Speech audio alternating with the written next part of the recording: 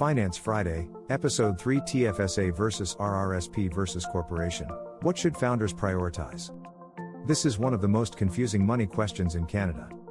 TFSA, RRSP, or incorporating? Most founders ask this question early. And most founders ask it the wrong way. They think they're supposed to pick one. That framing creates confusion before you even start. If you're a founder or builder in Canada trying to figure out where your money should go next, this episode will give you clarity, without hype, without jargon, and without pushing complexity too early. And if you want practical, Canadian-specific money strategy built for founders, subscribe to Maple Money Playbook. Let's fix the framing first. TFSA, RRSP, and corporations are not competing options. They are tools. Each tool has a specific job. Each tool works best at a specific stage. Problems show up when founders use the right tool at the wrong time, or the wrong tool too early. So instead of asking, which one is best? The better question is, what problem am I solving right now? Let's break them down. First, the TFSA. The TFSA is one of the most misunderstood accounts in Canada. Despite the name, it's not just for savings. It's a tax-free growth tool.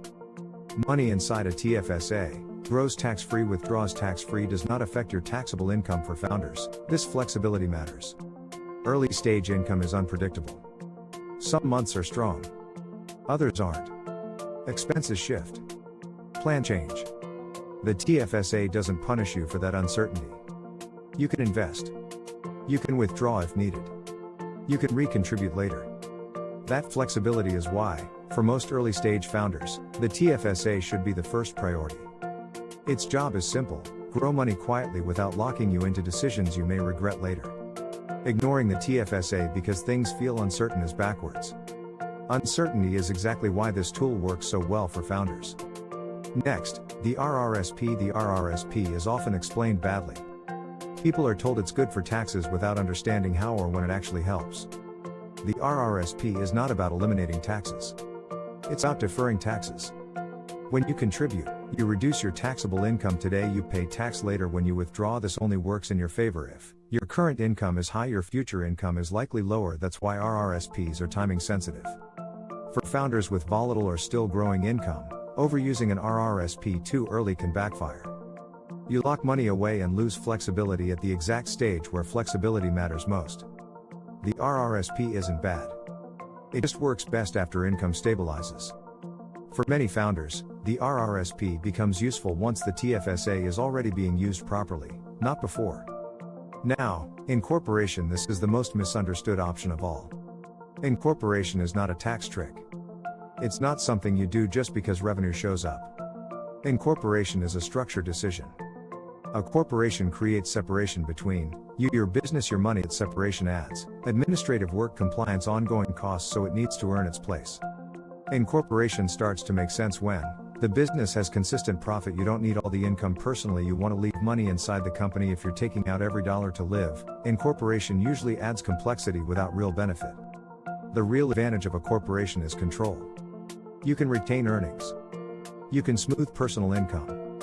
You can plan taxes over time instead of reacting every year. That only works when the business produces more than you need personally.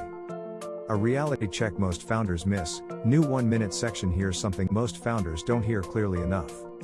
There is no perfect structure that stays perfect forever. Your income will change. Your business will change. Your personal needs will change. The mistake isn't choosing the wrong tool early on. The mistake is locking yourself into complexity before your reality is stable. Founders who rush into incorporation or aggressive tax planning often spend years undoing decisions, closing corporations, restructuring pay, or realizing they optimized for taxes before they had consistency. Money systems should support your business, not trap it. If a structure reduces your flexibility early, it's probably too early for that structure. Progress with room to adjust beats perfection on day one. The founder priority framework. Here's the clean way to think about this. Early stage, stabilizing income priority, TFSA focus, flexibility and simplicity. Growing with stable income priority, TFSA plus selective RRSP focus, managing taxes intentionally, profitable and scaling priority, corporation plus investing strategy focus, retained earnings and control. Most problems come from skipping steps. Founders incorporate too early. They overfund RRSPs too soon. They ignored the TFSA entirely. And money starts to feel complicated. The big takeaway: the TFSA is about freedom. The RRSP is about tax timing. A corporation is about control and scale. They are not rivals. They are stages. When you match the tool to the stage you're in, decisions get simpler, stress drops, and money stops feeling reactive. That's the real goal. Not optimization. Not clever tax moves. Clarity. In the next episode, we'll talk about something every founder deals with but few plan for properly: irregular income, and how to manage it without panic or guesswork. If you want clear, Canadian-specific money strategy built for founders and builders, subscribe to Maple Money Playbook. I'll see you in the next episode.